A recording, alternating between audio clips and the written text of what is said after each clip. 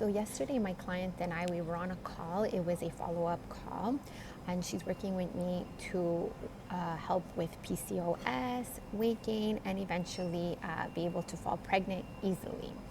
And so I gave her a protocol, and it was 3 to 4 weeks she was on it. We had our follow-up, and she's like, okay, like, now what do I do? And I was like, well, you kind of continue doing this.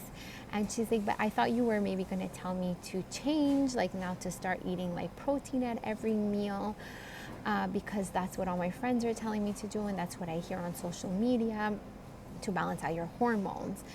So there's so much we can get into with this. So it would be too long to be on an Instagram story. But I said, I know it sucks, but like what I'm telling you is actually not to do that, and yes, to somewhat keep going as much as you can. Of course, you want to keep doing the protocol until you get the results you're looking for, but at the same time, this is a lifestyle and it's not a diet. So I showed her how to like really enjoy her life as well with the things that she loves, but to still see results. But she's like, all my friends tell me that I should be eating protein at every meal, and I'm not telling her to do that.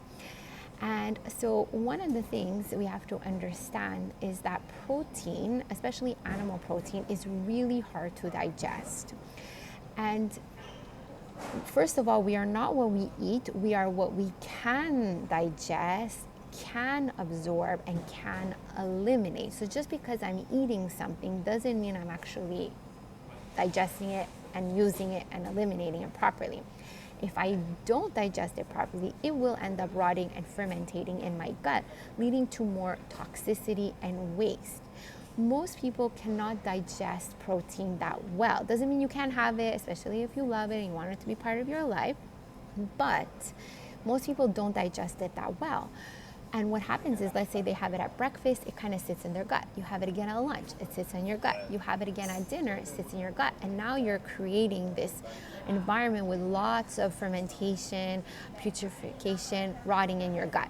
This leads to more toxicity. When there's more acid and toxins in the body, it's going to affect every organ, every cell of your body. And yes, it will affect your hormones.